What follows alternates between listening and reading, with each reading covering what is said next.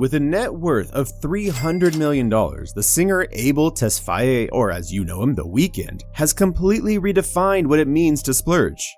Take for instance his McLaren P1. Remember that orange car he takes for a spin with the black cat in the Starboy music video? Yeah, it turns out he wasn't borrowing the sleek British supercar for the shoot, he actually owns the beast. And get this, the hybrid supercar costs as much as $2 million. And dare I say, that is a lot of zeros even for a car that goes from 0 to 60 in 2.8 seconds. Now that's one hell of a car, but strap in because we are just getting started. From multi-million-dollar cars to sprawling estates, here are the stupidly expensive things The Weeknd owns. By the way, if you like videos like this and would love to see more like it, then go ahead and give us a like and subscribe below. And now let's continue the car tour with the rest of the cars in his garage. You see, when The Weeknd said in Starboy, "We don't pray for love, we just pray for cars," he definitely wasn't playing around. The man's even got a Porsche 911 G Series. These air-cooled classics are serious collector's items now, although to Abel, the price tag is likely pocket change. Still, the man appreciates a true GT car. Respect. This is the car you drive when you want to look like James Bond, but, you know, cooler. It's sleek, it's timeless, and it's a reminder that sometimes they do make them like they used to. Then there's a Lamborghini Aventador SVJ, with a starting price of over $500,000, and a Bentley Mulsanne, a classy British sedan that's all about smooth luxury. We're not sure if he's added any custom touches to it, but something tells me this ride probably has just the right amount of customization. Finally, rounding out the collection, he's got a Mercedes AMG G63, which is basically a tank disguised as a luxury SUV. You might think a boxy SUV like the Mercedes G-Wagon would be all show and no go, but this baby can hit 0 to 60 miles per hour in 4.5 seconds. With its Napa leather interior and 64 color LED ambient lighting, yes, you can make the interior glow whatever shade of bougie you're feeling. This beauty cost him over $200,000. When The Weeknd can't bring his cars along, he ups the game with a private jet that's pretty much the VIP suite of the skies. We're talking about a Boeing 737 BBJ. This thing's a $100 million flying mansion, decked out with interiors fancier than most luxury hotels.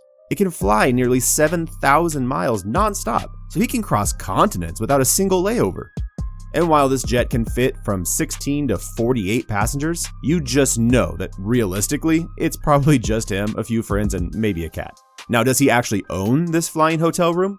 Not quite. He charters it now and then, but that's still a major upgrade from those of us getting knee cramped in economy.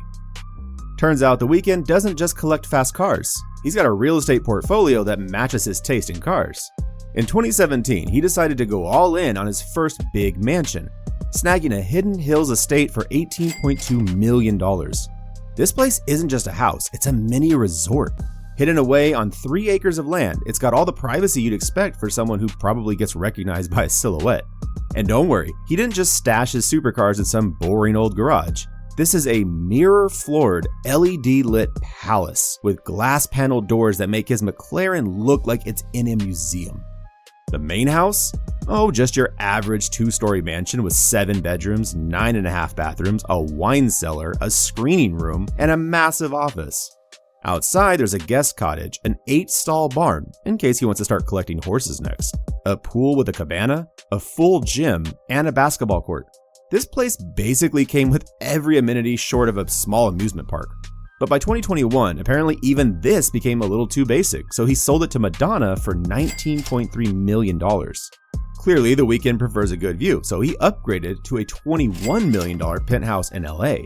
This isn't just any penthouse, it spans the entire 18th floor of Beverly West, an ultra-luxurious 22-story tower. Fun fact, it's one of the most expensive penthouses ever sold in the city. It's got 8,200 square feet of living space, 11-foot ceilings, and a great room that stretches the entire length of the building, complete with a bar and balconies at either end. Basically, more square footage than some malls. The place has a chef's kitchen, 4 bedrooms, an in-unit gym, and 24-hour security, just in case the guy ever wants to lift weights and admire the view at 3 a.m. Safe to say, it's perfect for someone who needs both luxury and, well, 0 uninvited visitors. Before committing to LA, The Weeknd had a fling with New York. And when you're dating a supermodel like Bella Hadid, you don't just rent any New York apartment. you go for a $27.5 million penthouse in Greenwich Village, which he rented for a casual $60,000 a month. This 3-level palace came with over 1,000 square feet of private outdoor space, floor-to-ceiling glass windows, and a rooftop terrace with its own kitchen. Talk about a spot for a barbecue. The biggest perk? Total privacy. This building is completely paparazzi-proof, with tough security and an underground garage so you can come and go like a spy in a Bond film. Celebs like Jake Gyllenhaal, Justin Timberlake, and Jennifer Lawrence have also called this place home.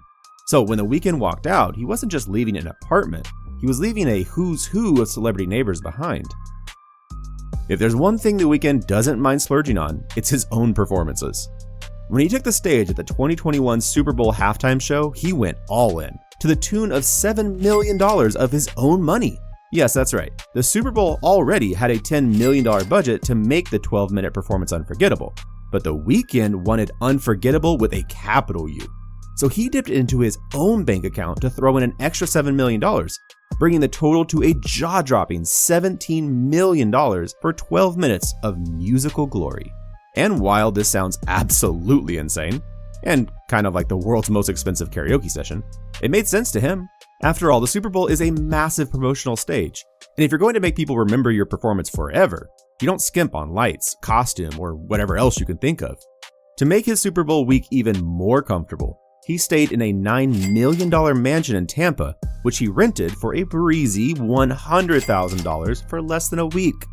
And the reward for all that spending?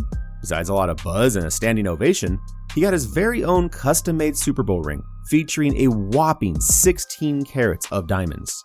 So while he might have dropped a small fortune, he left Tampa with a ring and a performance that'll be remembered long after those $17 million are just a memory. So how did this Ontario-born superstar go from YouTube videos to a net worth that requires commas? Let's take a stroll down memory lane and see how The Weeknd went from an internet upstart to one of the highest paid artists on the planet. He started out by uploading music to YouTube, and he quickly attracted a following. And not just any following, he caught the eye of Drake, Canada's other resident musical powerhouse. With Drake's support and his own talent, he hit his big break. By 2011, he launched his own record label, XO. Speaking of his record label, XO might look like it means hugs and kisses, but some fans think it stands for something darker, ecstasy and oxycodone. I can't confirm this one, but hey, it's not the first time The Weeknd has played the mystery card on all of us.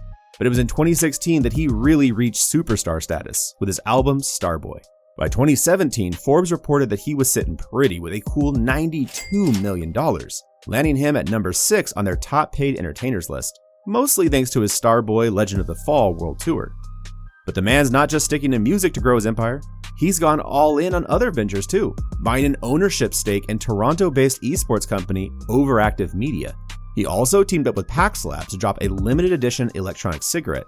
This sleek, all-black e-cigarette with its signature XO logo will set you back $325 a pop. Just the thing for fans who want to smoke, or look like they do, in style.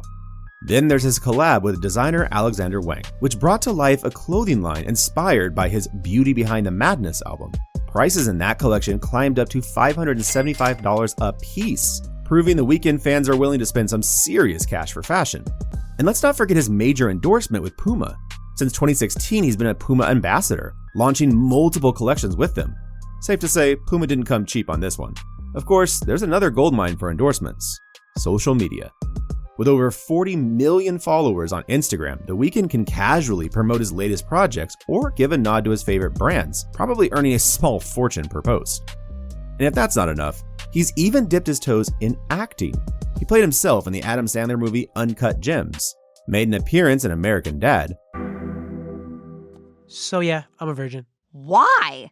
Containing my seed gives me superpowers other singers don't possess. And even voiced a character in The Simpsons. Is this real? Don't fall down! What's falling down? To make up for your global humiliation, I brought your family some free Supreme skatewear. Whoa! He even starred in the 2023 HBO drama series The Idol, where he played Tedros, a contemporary cult leader. Who knew he would be around to watch Abel add movie star to his resume in real time? If there's one thing The Weeknd likes more than catchy hooks and HBO drama, it's a wrist party featuring some of the world's most jaw-dropping timepieces. like his Piaget Limelight Gala high jewelry watch. Now, this watch might have been designed for women, but the singer is proving diamonds aren't picky about who wears them. The case is covered in diamonds, the bracelet a sea of white gold, and the mother of pearl dial practically shouts class. He wore it to the premiere of his HBO series The Idol, and this watch can cost up to $50,000. Let's not forget his 18-karat yellow gold Rolex Day-Date 2, complete with a champagne dial.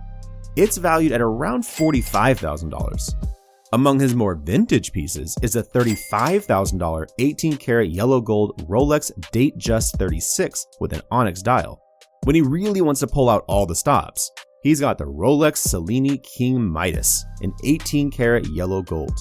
While it is named after the man who turned everything he touched into gold, this watch comes at a cost of about $17,000, which is actually a steal.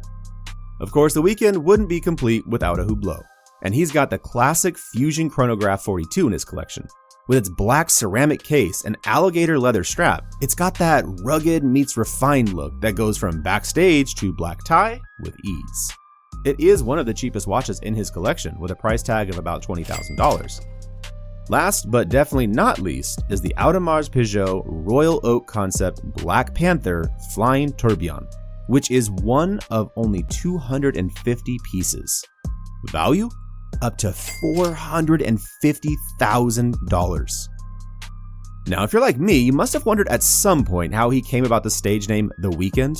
As it turns out, there's a wild backstory to that one. He and his friend dropped out of school for the weekend and, well, never came back. And as for the missing E, he didn't drop it for style. Turns out there was another band named The Weeknd, so he dropped the E to keep the lawyers happy.